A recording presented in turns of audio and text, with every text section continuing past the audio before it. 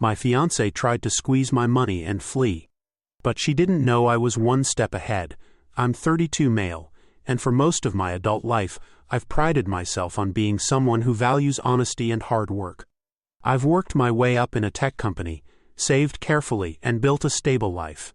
So when I met my ex-fiancée, who I'll call Fiona, I thought I'd found someone who shared my values. She was charming, smart, and had a confidence that drew me in.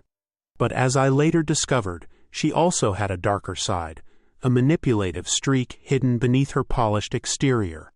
We'd been together for 2 years and engaged for 6 months. On the surface, things seemed perfect. We were planning a destination wedding, and I'd taken on the bulk of the financial responsibility. Fiona always had an excuse: student loans, family issues, a temporary gap between jobs. I didn't mind, at least not at first. I loved her, and I wanted to believe we were building a life together. But cracks began to show when I started noticing her priorities seemed more focused on material things than on us. The moment that shattered everything happened just last month. We were set to fly out for a vacation I'd booked, a trip I'd saved up for over a year to afford. I had planned it as a romantic getaway, a chance to spend quality time together before the stress of wedding planning kicked into high gear. The night before our flight, Fiona said she was meeting a friend for drinks to celebrate some good news at her temp job. She asked me to drop her off and said she'd Uber home. I agreed, thinking nothing of it.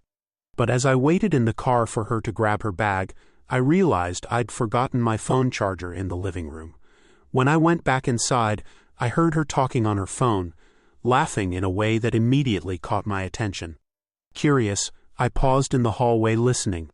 What I heard made my stomach churn. "He's such a sucker," she said, her voice dripping with amusement. "I mean, who pays for everything like this? I haven't spent a dime since we started dating." There was a pause, and I could hear the person on the other end laughing. Then Fiona continued, her tone turning smug. "Oh, it gets better. After the wedding, I'm planning to drain whatever's left of his savings. Then I'm out. I already have someone lined up." I froze. My mind raced trying to process what I'd just heard. Was this some kind of joke, a misunderstanding? But her words were clear, and the cruel laughter that followed cemented it. She wasn't just using me. She was planning to ruin me. I didn't confront her that night. Instead, I played along, pretending nothing was wrong. I dropped her off at the bar, wished her a good night, and went home to think. Anger bubbled beneath the surface, but I forced myself to stay calm. This wasn't just about a breakup. It was about protecting myself and making sure she couldn't get away with what she was planning. By the time she came home, I had a plan. The next morning, I acted like everything was normal. Fiona was all smiles, completely oblivious to the storm brewing in my mind. We packed our bags, got in the car, and headed to the airport for our flight. She spent most of the drive scrolling through her phone, occasionally showing me pictures of things she wanted to buy on our trip: designer handbags, shoes, spa packages. Each item felt like a slap, a reminder of her true intentions. At the airport, I continued to play my part. I checked us in, carried her bags, and even bought her coffee while we waited at the gate. Fiona was in her element, chatting excitedly about the trip and making plans for all the things she wanted to do. Meanwhile, I was watching, listening, and waiting for the right moment. As our boarding group was called, I made my move. "Hey," I said, stopping her just before we got in line. "I forgot something in the car. Can you hold on to my boarding pass? I'll be right back." She frowned but nodded. "Don't take too long. We don't want to miss the flight."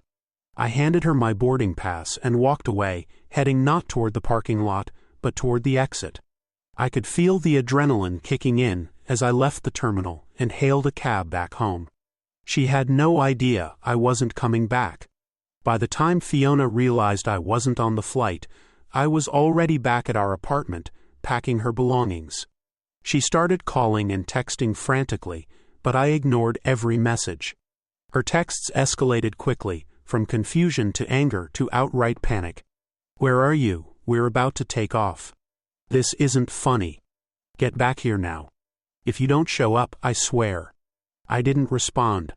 Instead, I focused on clearing out everything that belonged to her. Clothes, shoes, makeup, even the gifts I bought her. All of it went into boxes. I called a locksmith to change the locks and left her things in the lobby with a note. I know everything. Your things are downstairs. Don't contact me. The fallout was swift. Within hours, my phone was flooded with voicemails. Fiona went from angry to desperate, alternating between blaming me for ruining everything and begging me to forgive her. It was a joke, she insisted in one voicemail. I didn't mean any of it. Please, let's talk, but it wasn't a joke and we both knew it. The entitlement, the manipulation, the outright betrayal. It had been real, and there was no coming back from that. I wasn't content to just leave things at that, though. I wanted to make sure Fiona couldn't twist the narrative or play the victim. So I reached out to a few mutual friends, explaining what had happened and sharing the recording I'd made of her phone call. Yes, I'd recorded it. After overhearing her that night, I knew I needed proof in case things got messy. The reaction from our friends was unanimous: shock and disgust. People who had once admired Fiona for her charm and confidence now saw her for what she really was. A selfish, manipulative person who had no problem. The next few days were chaotic. Fiona ramped up her attempts to contact me, switching between pleading and threatening. You can't just throw me out like this, one message read. I'll tell everyone you're abusive if you don't let me back in. That one made me laugh. The irony of her trying to manipulate me, even after being caught red-handed, wasn't lost on me. But I wasn't worried. I had the recording, the texts, and the unwavering support of my friends to back me up.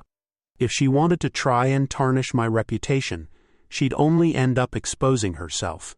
Still, I wanted to make sure she couldn't cause any more trouble.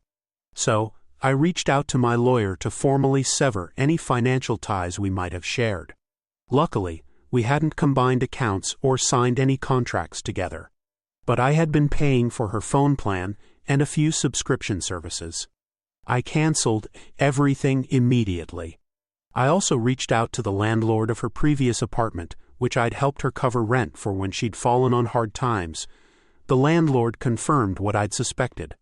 She had been late on rent several times before we started dating, and I had essentially saved her from eviction. It was yet another example of how I had been used. Fiona's attempts to reconcile grew more desperate as time went on. She showed up at my office one day, waiting for me in the parking lot. When I saw her standing by my car, I almost turned around and walked back inside. But I decided it was better to confront her directly.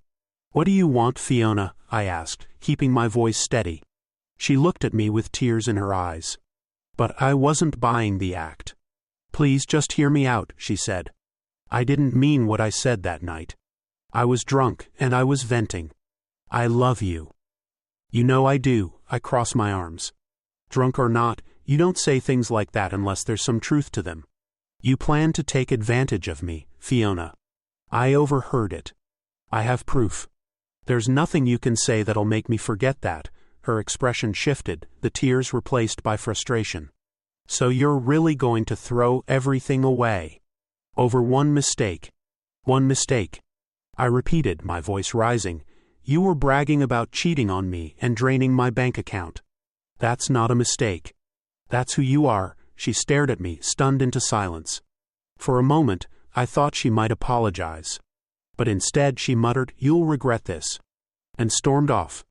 After that encounter, I changed my phone number and made sure she couldn't contact me through any other means. I blocked her on social media, informed mutual acquaintances that I wanted no further communication with her, and focused on moving forward. The days following Fiona's departure were some of the most liberating I'd experienced in years. Without her constant demands and manipulation, I felt a weight lift off my shoulders. My friends rallied around me, helping me navigate the emotional fallout, and even encouraging me to celebrate the fact that I'd dodged a major bullet. But Fiona wasn't done yet. About a week later, one of our mutual friends told me that Fiona had started spreading rumors about me, claiming I was controlling and that I'd abandoned her without warning. I couldn't say I was surprised, but I wasn't about to let her rewrite the narrative. I decided to share the recording of her phone call with a few trusted friends, ensuring that the truth got out. Once people heard her bragging about using me for my money and planning to leave after draining my savings, any sympathy they might have had for her evaporated. The rumors stopped almost overnight, and Fiona found herself isolated from the social circle she'd once relied on. The most satisfying moment came when I heard through the grapevine that Fiona's new plan had backfired. Apparently, the someone else she had lined up, the person she'd mentioned in her phone call, wanted nothing to do with her once they learned what she'd done to me. It turns out most people don't want to be with someone who openly admits to being a manipulative user. Meanwhile, I focused on rebuilding my life. I poured myself into work, picked up a few hobbies I'd neglected during my time with Fiona, and even started planning a solo trip to the destination we were supposed to visit together. It felt like reclaiming my independence and proving to myself that I didn't need anyone who didn't value me. Fiona tried to contact me one last time, sending an email filled with excuses and half-hearted apologies. She claimed she'd been going through a lot, and that her words hadn't been meant to hurt me. She begged me to meet with her so we could start fresh. I didn't reply. Some doors are better left closed. Looking back, I'm grateful for what happened. It was painful, yes, but it taught me an invaluable lesson about boundaries, self-respect, and recognizing red flags. Fiona's betrayal was a harsh wake-up call, but it ultimately set me free from a relationship that was never built on trust or love. To anyone reading this who's ever been in a similar situation, don't ignore the signs. Trust your instincts, stand up for yourself, and remember that it's better to walk away than to stay with someone who doesn't value you.